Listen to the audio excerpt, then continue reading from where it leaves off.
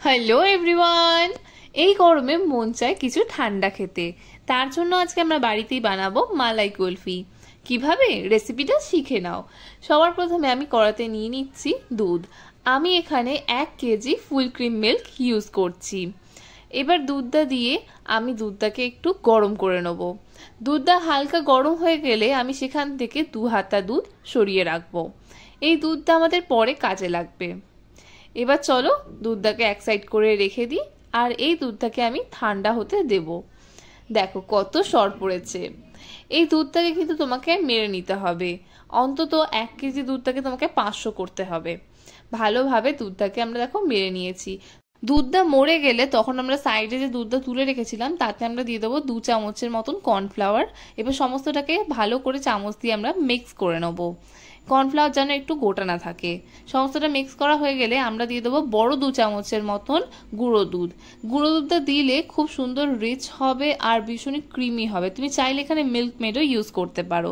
সমস্তটাকে ভালো করে চামচে করে কিন্তু গুলিয়ে নিতে হবে। এবার চলো ক্যারামেল বানিয়ে দিই। আমি এখানে নিয়ে নিচ্ছি চিনি। আমি এখানে 4 চামচের মতন চিনি নিয়েছি। চিনিটাকে ভালো করে আমি লো ফ্লেমে কিন্তু ক্যারামেলাইজ করে নিচ্ছি। তুমি এটা চাইলে স্কিপ করতে পারো। কুলফির মধ্যে যে একটা ব্রাউন কালারটা থাকে সেটা আনার জন্য কিন্তু আমি এই কাজটা করছি।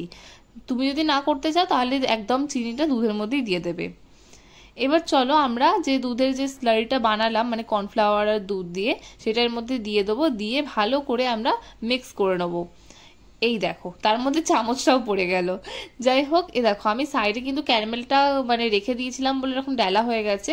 তুমি একবারে ক্যারামেলটা বানিয়ে এর মধ্যে দিয়ে দিতে পারো। আর যদি ডেলা হয়ে যায় কোনো প্রবলেম নেই, এটা জাস্ট একটু ঠান্ডা হয়ে গেছে বলে ডেলা হয়ে গেছে। গরম করলে জিনিসটা একদম ঠিকঠাক হয়ে যাবে। এবার দেখো দুধটা এরকমভাবে একদম টোপে পড়ছে না, তো তাহলে বুঝতে হবে আমাদের এটা বানানো হয়ে গেছে।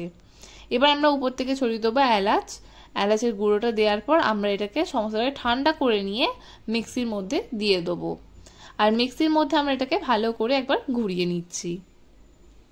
এটা করলে কি হবে, ভীষণ ক্রিমি হয়ে যাবে আর মালাইগুলো একদম পারফেক্টলি কিন্তু ব্লেন্ড হয়ে যাবে। দেখো কি সুন্দর জিনিসটা ফেনা মতন হয়ে গেছে, আর এটা ভীষণই ফ্লাফি হয়ে যাবে এই কারণে। এবার লাস্ট ফিনিশিং এর পালা। আমি এখানে দিয়ে দিচ্ছি কিশমিশ। তুমি চাইলে নিজের পছন্দ মতন ড্রাই ফ্রুটস দিতেই পারো, কিন্তু সেটা দেওয়ার আগে একটু রোস্ট করে দিও, তাহলে খুবই ভালো লাগবে। এবার চলো কুলফি মোল্ডের মধ্যে আমরা এই মিক্সচারটাকে ট্রান্সফার করে দেবো আর উপরে এরকম ফয়েল দিয়ে আটকে দেবো।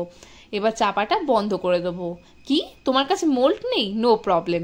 তার জন্য দেখো এরকম আমরা আইসক্রিমের কৌটো বাড়িতে পড়ে থাকতে তো প্রায়শই দেখি। তো এরকম আইসক্রিমের মোল্ডের মধ্যেও তুমি এরকমভাবে কুলফি বসাতে পারো। আইসক্রিমের মোল্ড না থাকলে এরকম গ্লাসেও বসাতে পারো।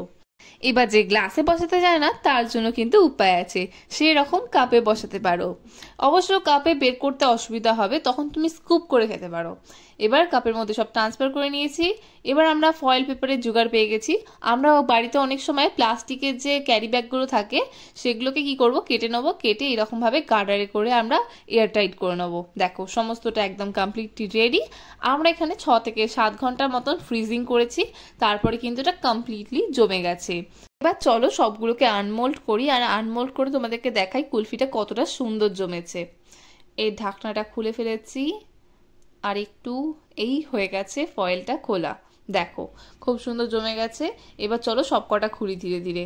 যেটা আমরা গ্লাসে বসিয়েছিলাম সেটার অবস্থা দেখি, সেটাও ভালো মতো জমে গেছে। দেখো কি সুন্দর একদম জমেছে।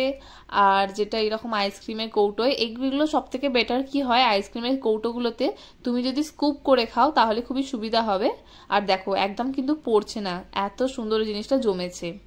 আর একটা ছোট্ট টিপস, তোমরা যদি দুধকে ভালো করে না মারো দুধ কিন্তু আলাদা জমবে আর বরফের ক্রিস্টাল কিন্তু আলাদা করে হবে।